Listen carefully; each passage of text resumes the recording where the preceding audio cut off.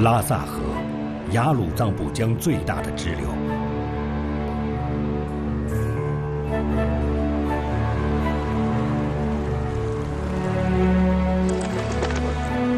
正值夏季，红嘴鸥在城市的中心筑巢觅食。拉萨河与雅鲁藏布江的交汇处，河床宽阔，水流湍急，为避暑的红嘴鸥提供了丰富的食物。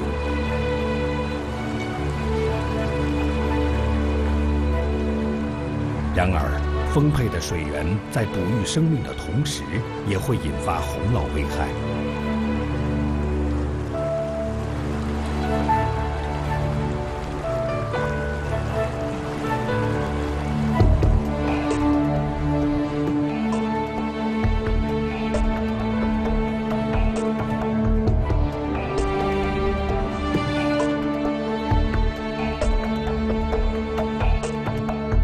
拉萨河的中游河谷，一座现代化建筑刚刚竣工。庞多水利枢纽，这座耗时6年完成的巨大工程，调节了整个拉萨河近1半的水资源，实现发电、拦洪和灌溉的综合效用。拉萨发生洪涝的几率就此降低到了200年一遇。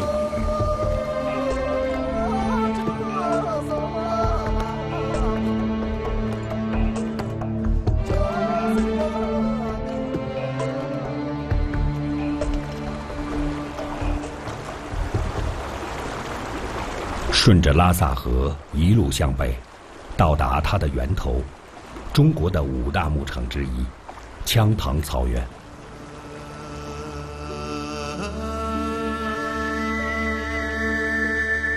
羌塘草原位于昆仑山脉、唐古拉山脉和冈底斯山脉之间，平均海拔4500米，空气稀薄。内地平原地区每立方米空气中含氧量约250克，而这里只有这个数字的1半。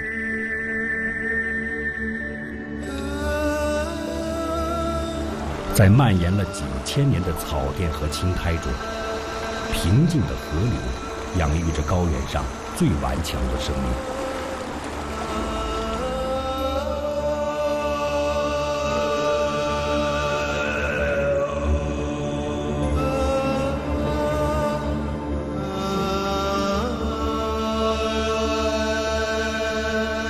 牦牛是高原民族亲密的伙伴。早在上古时期，牦牛就和藏族人共生共息。研究者认为，野牦牛被驯化的时间大约在3500年到4500年之前。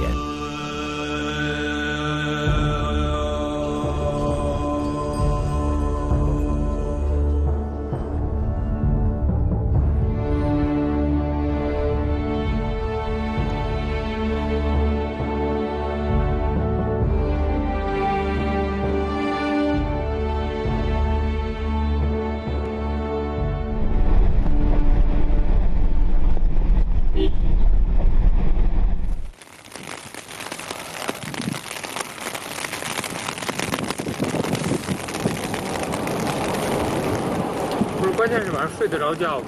这么吵。但是他们在上面没电了。你们看一下，那边有个金黄中间有个牦牛缠住了。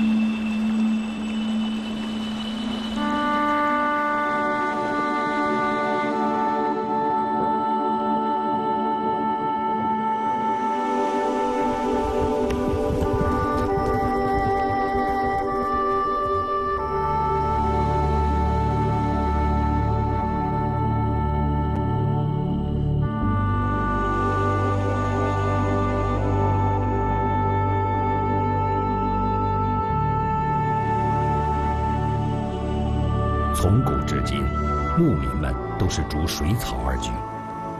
随着经济的发展，生产力水平的提高，牲畜的数量越来越多，这给草场带来巨大的压力。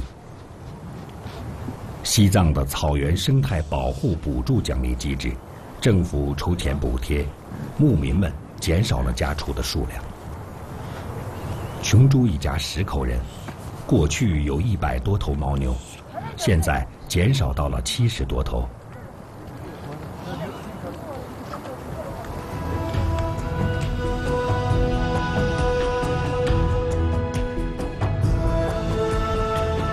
如今在那曲地区，实施禁牧的草原面积占总禁域面积的8%，而实施草畜平衡的草原面积达4.11亿亩，超过总禁域面积的60%。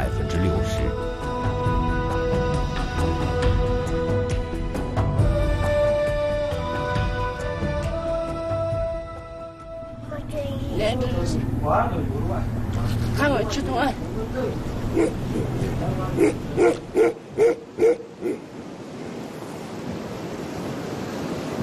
热须村的夏季牧场，琼珠的孙女旦增玉珍今年刚满5岁。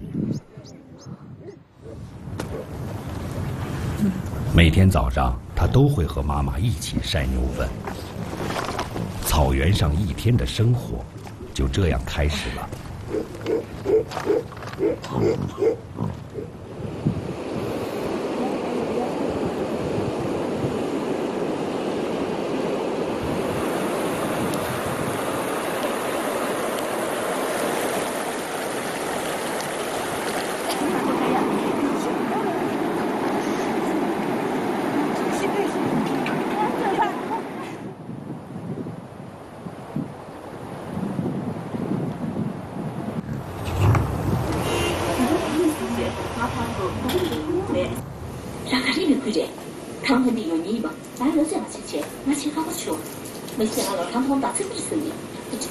太阳能板与卫星接收器，让现代文明的气息环保便捷地进入草原。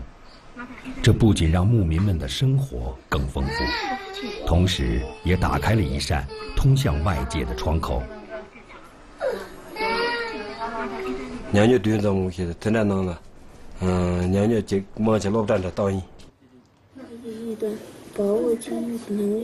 老站单的他接着呢他。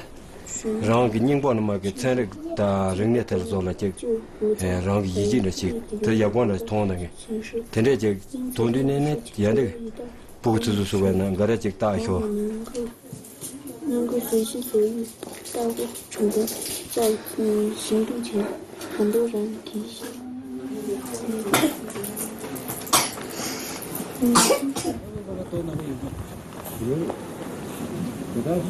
琼珠明白，在如今，唯有知识才能改变孩子们的命运。2儿子和3儿子都在内地上大学，小女儿在拉萨读初中，其余的孩子都在县城上学。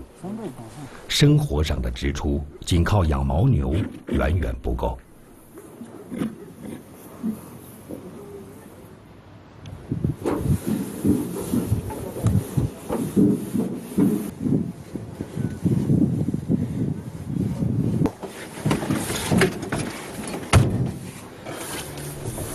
青藏铁路那曲物流中心，这个西藏最大的物流中心，为藏北高原上的牧民们带来了更多的机遇。去年，琼珠用家里的积蓄买了一辆卡车，大儿子桑珠跑起了运输，1年下来，家里的收入多了10余万。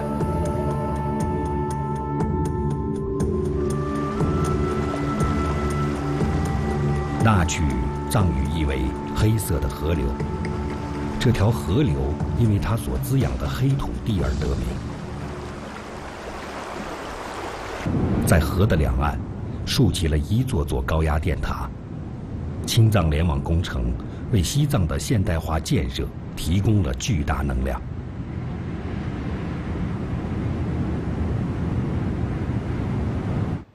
过去的那曲县城是个只有几间土坯房和毛毡帐篷的小驿站， 50年间，这里已经发展成了人口8万多、流动人口20万的藏北中心城市。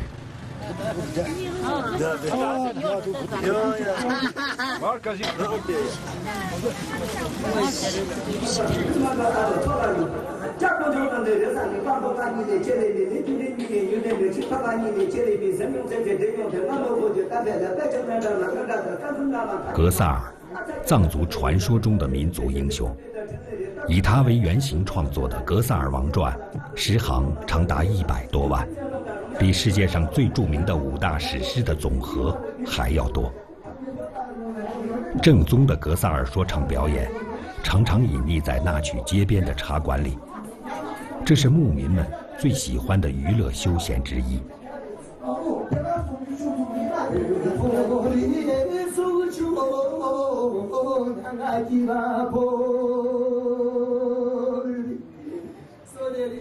英雄的传奇已经不知道传唱了多少代，时光荏苒，不管经历多少时间，羌塘草原的精神在这吟唱中始终延续。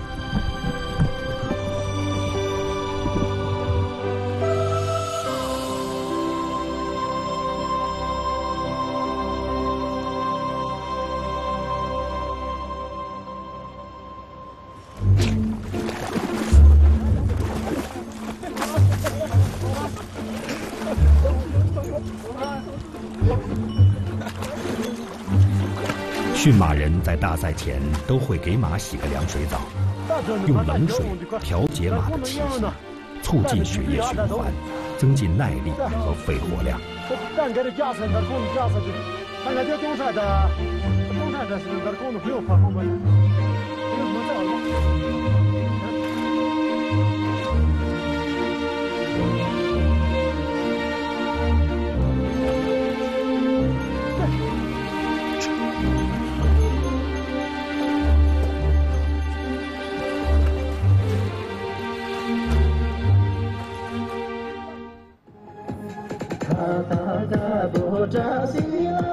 8月，那曲县城迎来了藏北草原盛大的节日——赛马大会。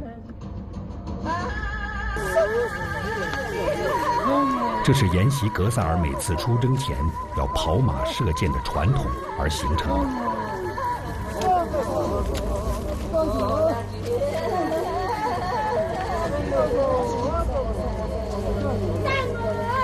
现在，赛马大会已被列入西藏自治区非物质文化遗产，并成为那曲的城市名片。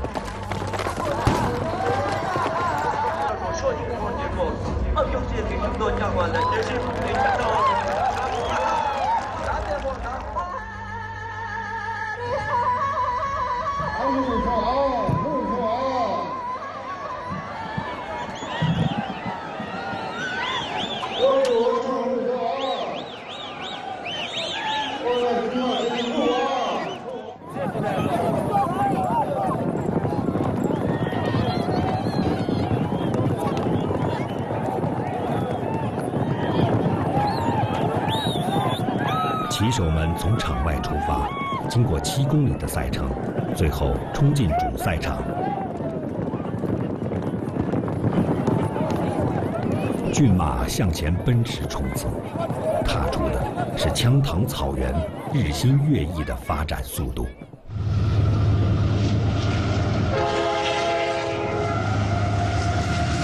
跨过那曲河，青藏铁路上的列车将横穿高原的生命禁区，翻越海拔5000米以上的唐古拉山脉，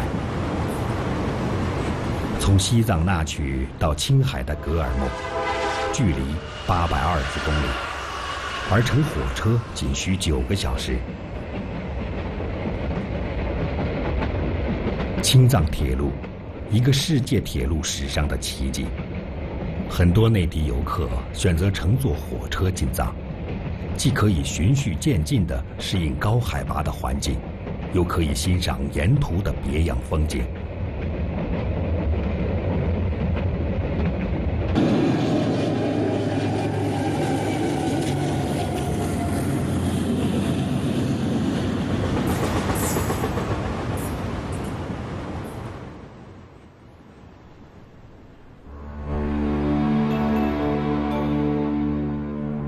错那湖，世界上海拔最高的淡水湖，水鸟们的天堂。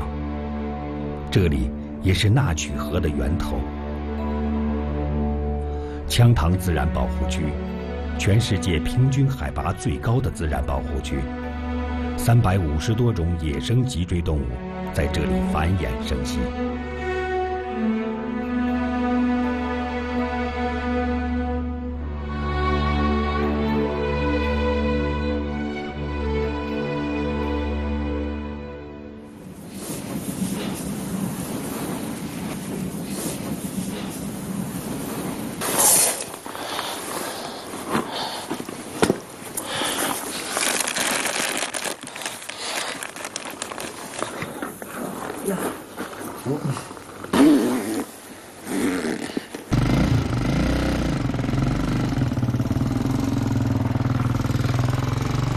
糌粑、牦牛肉、帐篷，准备好这一切，葛彩又出门了。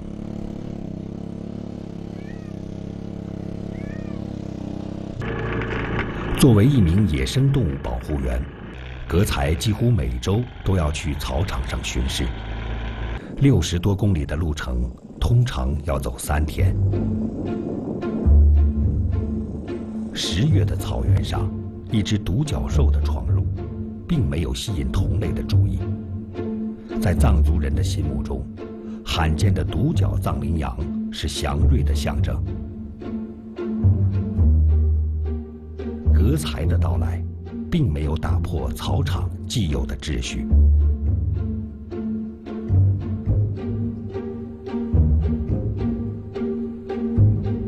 他顶上中现在呢，做泡沫泥切，毛的就那热难都是叫成了，泡的就些热都的。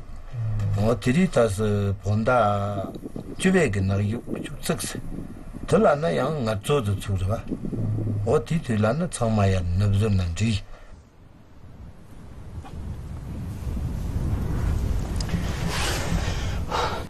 这片草场面积近7万平方公里。上世纪80年代初，为了限制牲畜的过度啃食，身为村干部的葛彩带领村民们建起了围栏。他过去过对了两个钟呢，开枪全部从那地上了，就安全的。生前就开枪嘛，菜嘛从这边的，将来能做的做的是要他那这边等动啊马桶。我这里他是看学，弄过的家看他为那样，从嘛看不怕痛的吧，接触在痛的话的，这地方怕痛的，他痛才对，地做他地上地有多上去。从那之后的每个冬季，藏羚羊就与牧民们生活在一起，而葛彩也一直义务地看护着它们。2000年，葛彩正式成为了一名野生动物保护员。他年纪老那兄弟在是长的800千左右，他平常中现在800千左右就干了7岁的，正来听嘛开始对不啦？너무 나 박박 속을 등주기네 저 홍기다 디마체 다타스 군간도 나나야 소소 강바 탕보没钱的去但是都的第那他在葛彩的看护下，一晃17年，围栏中的15只藏羚羊已繁衍成了176只的大家族。藏羚羊的数量变得越来越多，但葛彩的年纪却越来越大，这多少令他感觉有些力不从心。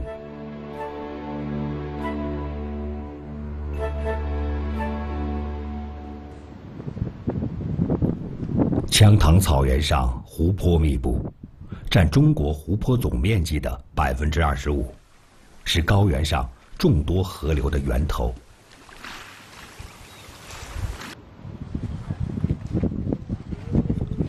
清晨，生活在湖边的牧民们放牧前的第一件事，就是把孩子送到幼儿园。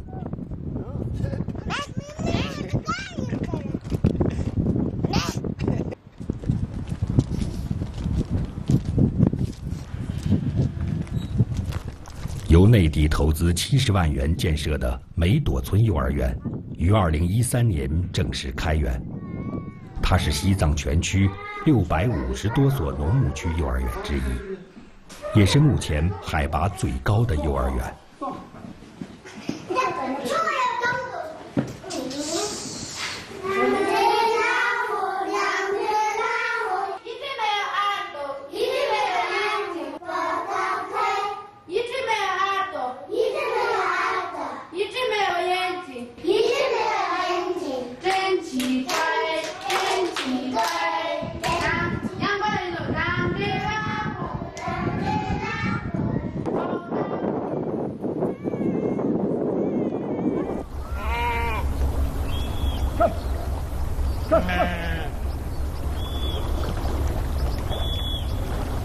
流过这个湾，那曲河就离开那曲，进入了西藏东部。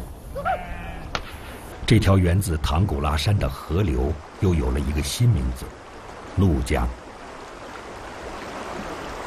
据说，怒江原本与雅鲁藏布江是一体同源，由于念清唐古拉山脉的横空出世，他们才被迫分道扬镳。汇入印度洋后，他们将重新合为一体。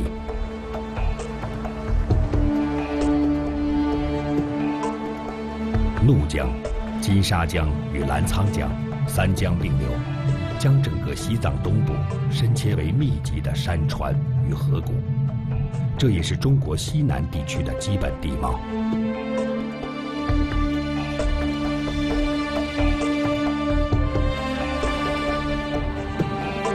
兴起于汉唐的茶马古道是中国最古老的商道之一。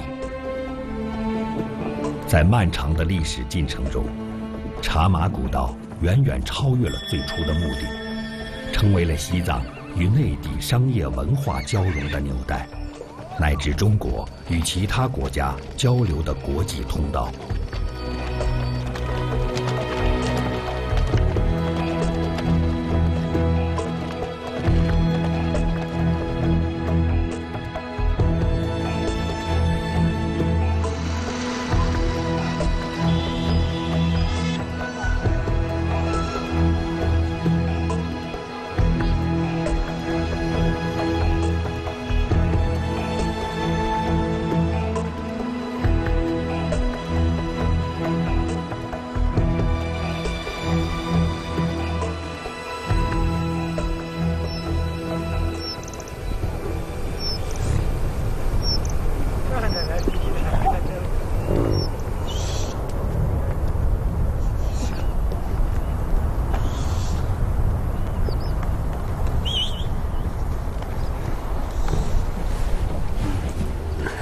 澜沧江畔，噶玛乡，83岁的噶玛德勒老人起了个大早。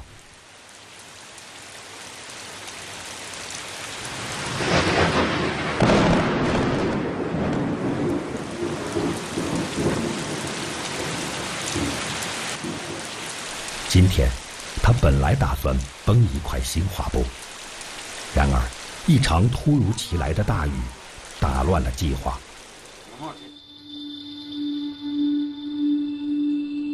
西藏唐卡共分3大画派，分别是以拉萨为中心的缅唐派，发轫于山南的钦泽派和发源于藏东的噶玛噶赤派。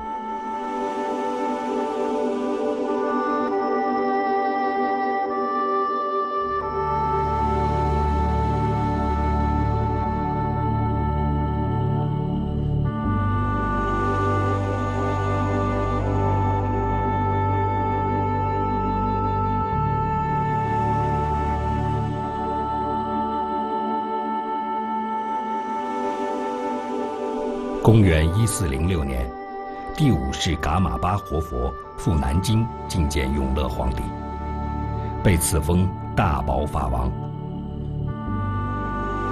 频繁的交流让噶玛噶赤派从画风到色调处理上都大量吸取了内地水墨画和工笔画的风格，散点透视的技法和山水花鸟元素，让神佛来到人间，散发着平易近人的生活气息，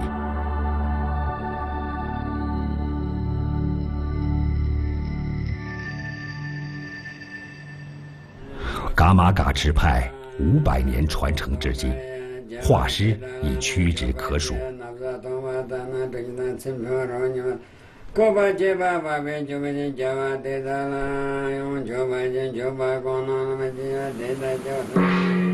噶玛乡因噶玛斯而得名，噶玛的本意是善业。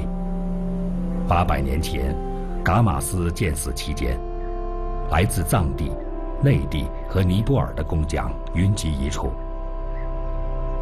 此后，更有许多工匠终老于此，成就了噶玛手工艺之乡的前世今生。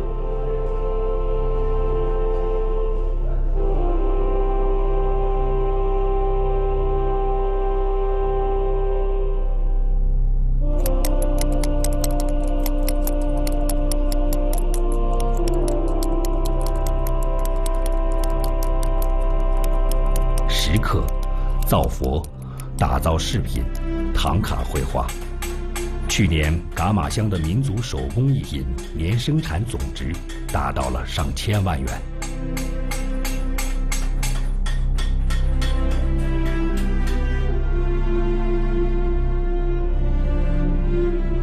山里的雨来得快，去得也快，噶玛德勒终于能继续自己的计划了。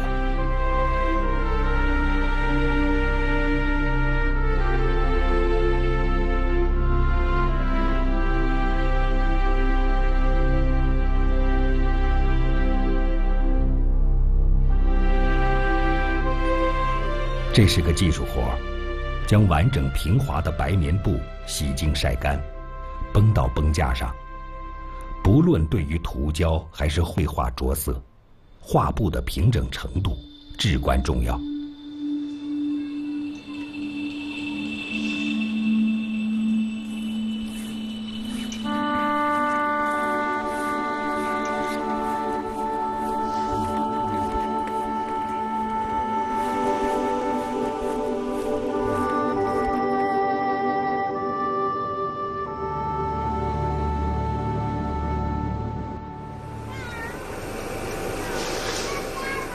夏天，老人喜欢在院子里画画。画一幅唐卡，布谷鸟要叫上3次，这是一门靠时间成就的艺术。噶玛德勒8岁学画，15岁跟着父亲到噶玛寺画壁画，一画就是70年。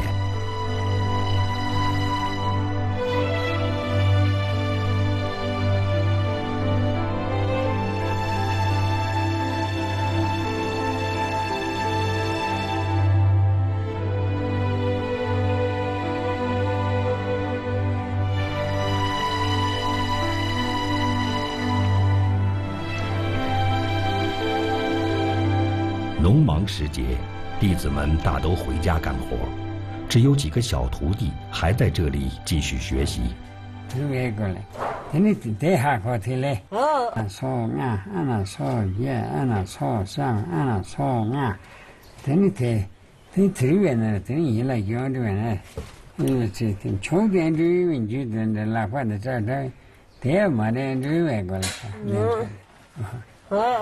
la fan de la nani na somodi ana somodi ole de andu ve chadi tini ne de nyojo re ndo le ne le ti ta de chai hin ru zo ko le ede da na da de cha de ru chong ne na sa ede ni de che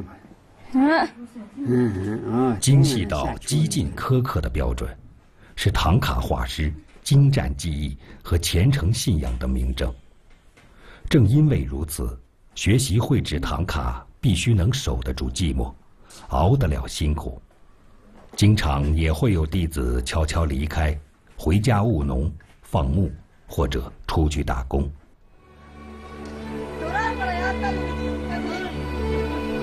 2008年，昌都县噶玛噶赤画派唐卡入选第一批国家级非物质文化遗产扩展项目名录。2014年，噶玛德勒获得西藏自治区工艺美术大师称号。 다로 티니탄데 치외나 손이나 다로나 첨보를 잘래 손으로는 렌더리테 다로 그게는 첨보를 커는 걸리 뒤통에 들이다 这些年，噶玛德勒手把手教授了400多个弟子。老人最大的愿望，就是希望自己的衣钵传人能从他们中脱颖而出。但农忙过后，有几个徒弟能回来呢？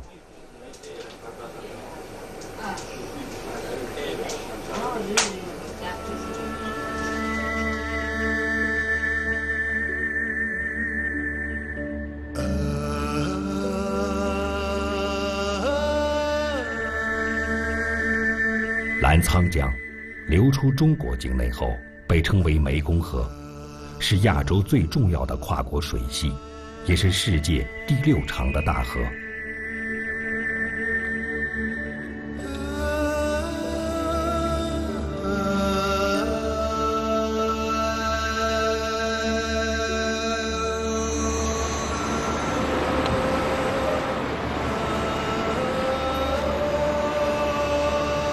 昌都自古就是从四川和云南入藏的门户。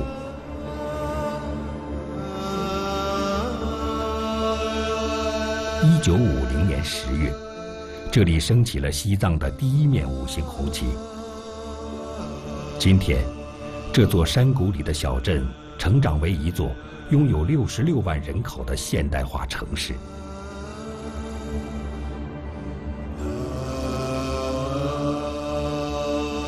这是西藏的第1所现代学校，成立于1951年。64年后，像这样的小学，西藏全区已有890所，适龄儿童入学率达到了99.64%。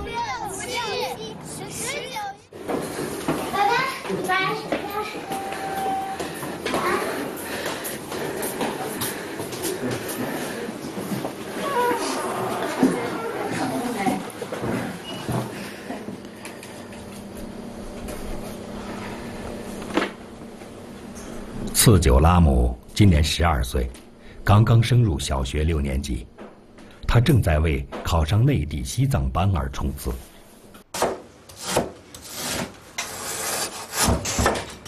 妈妈晚饭做的是牛肉汤，这是为拉姆晚上的活动补充能量。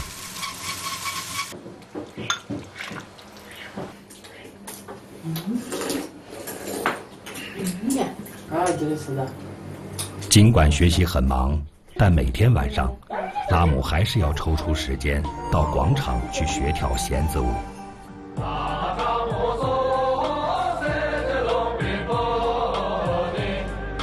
我从3、4岁的时候就从电视里面看到哥哥姐姐们在跳弦子舞，从那以后呢，我就开始喜欢弦子舞。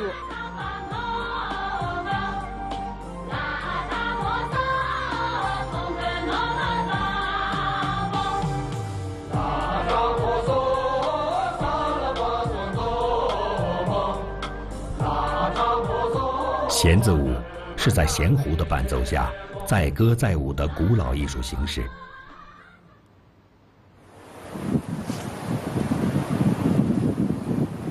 在吐蕃王朝时期，芒康县就开始了跳弦子舞的历史。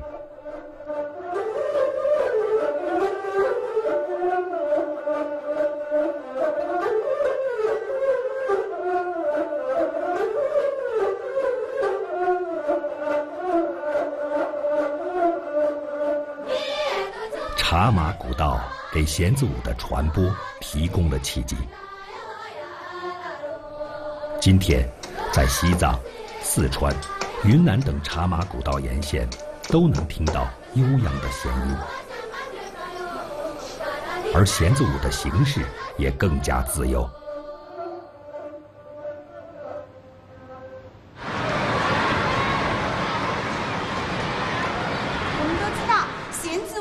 是我们昌都的特色舞蹈，对吧？对。这是昌都地区实验小学正在进行的特别实验。校长打算将藏族传统的弦子舞改编成学校的课间操。民族教育，它必须呈现民族的东西，让有民族的符号、民族的元素渗透到我们整个的教育之中去。因为这一个弦子啊，是昌都的3大民间舞蹈之一，它是这一个国家呀非物质文化遗产，在昌都是最早的。今天老师还给大家带来了一个大姐姐，她是6年级的大姐姐斯九拉姆同学。对呀，她会在前面给我们做示范，哎，到时候大家跟她好好学，好不好？好。5、6、7，走，1、2、3、4、5、6、7、8、2、2、3、4、5、6、7、8、3、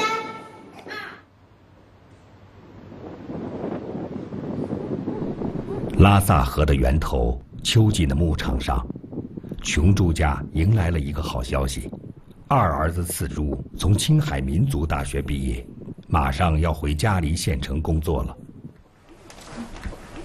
这个他海队，这先海队，落到现在过这里，现在过这话这个，落到工作的呢，现在过这当做落到爬山了，做人的。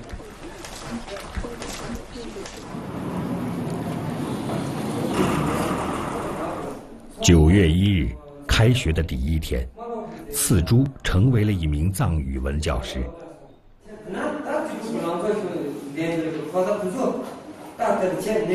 西藏实施双语教育，全区中专、高中和高校招生考试，藏语文都作为考试科目，成绩计入总分。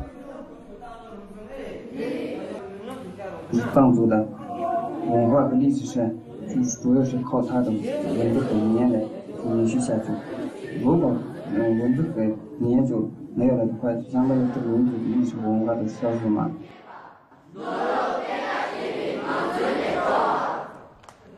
那他还有这个介绍北京的，大部分的吧的呢，他电脑行业是点做做的，大部分的吧。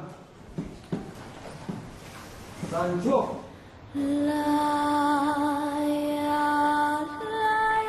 刚刚入秋，一场大雪在加乃玉措湖畔不期而至。这是海拔4500米以上的羌塘草原独有的景致。湖畔不远处，次珠和学生们一起享受着雪后的清新空气。有了更广阔的视野后，再回到故乡，次珠深刻地体会到，这片草原才是他今生眷恋和依附的地方。明年，次珠的侄女玉珍也要离开牧场，去县城上小学了。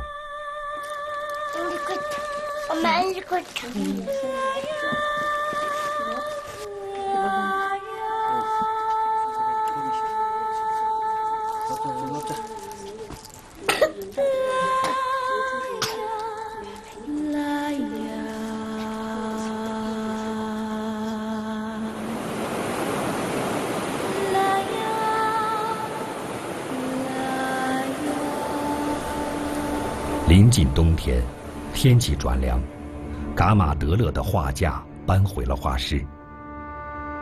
令老人欣慰的是，今年弟子们各自忙完了家里的农活后，又悉数回到了老师的身边。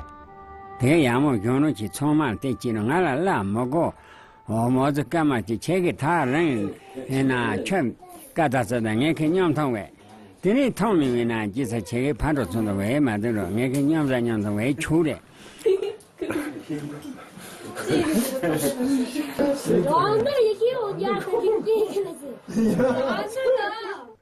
我们的飞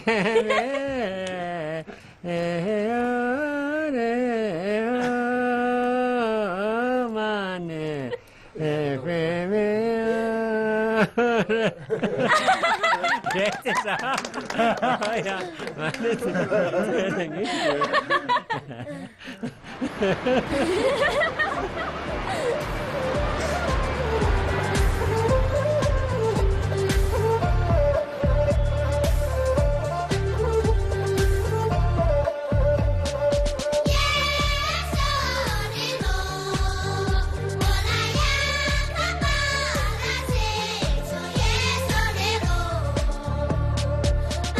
经过1年的练习，次久拉姆现在已经是学校的弦子舞高手，各种节日活动他都是领舞。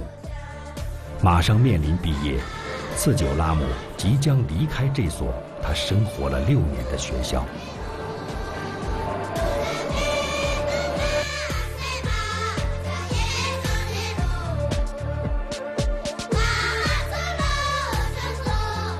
如果以后我能考上内地西藏班的话，我希望能把这个昌都的弦子教给更多的内地的小朋友。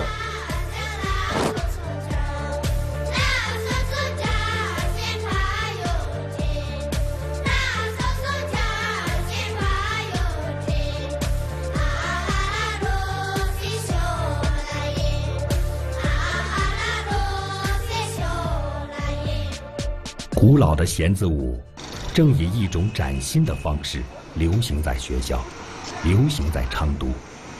相信它也会以独特的神韵流传到更远的地方。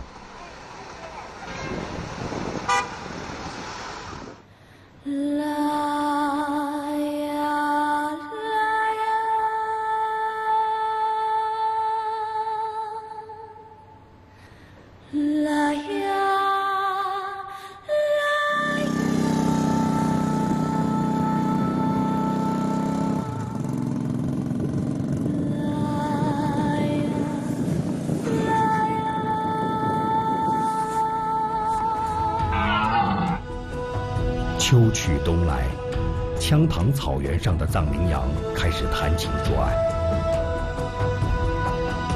雄藏羚羊靠着自己的雄壮与阳刚，将雌性驱赶到一起。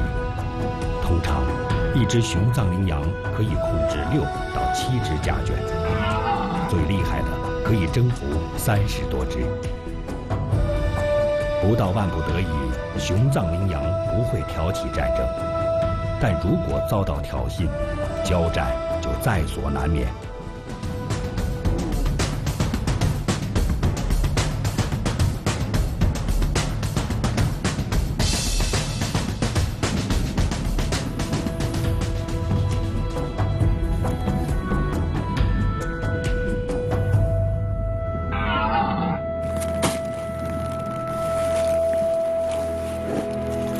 那么他是能力就老王没被告诉了，对，先前的这种个嘛说起呢，对的了，所以呢，这里皮节现在特别讲的，一看个，真的讲来说就是嘛，你呢，让你那些，觉得不得够，看什么事干的，一通节家追求，在这里，门徒呢，打从学习的门徒呢，些，强强起去。野外巡查归来的格才又匆匆忙忙地赶往拉萨。妻子突发重病，住进了医院，需要他去照顾。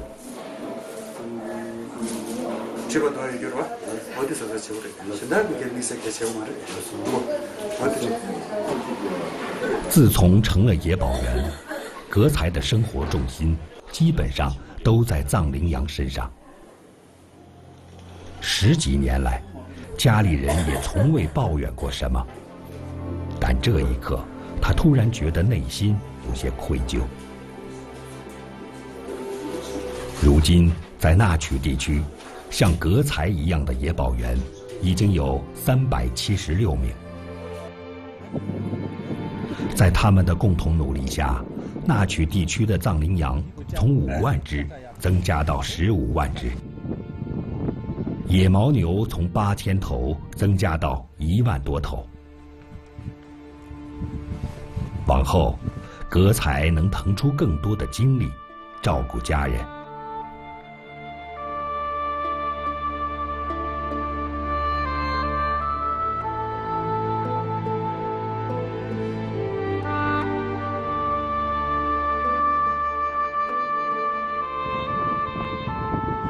新的一年，又一批孩子来到了梅朵村幼儿园。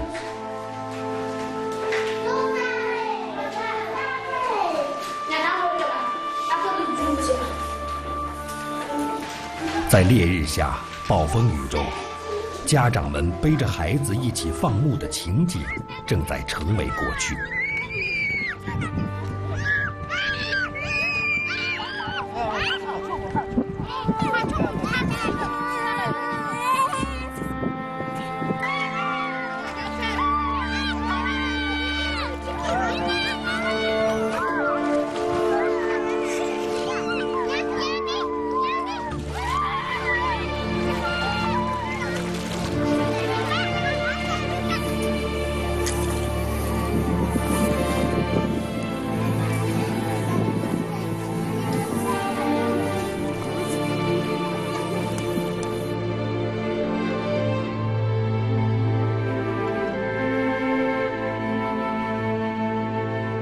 雅江、怒江、澜沧江、金沙江，这些河流滋润了这片广袤的土地。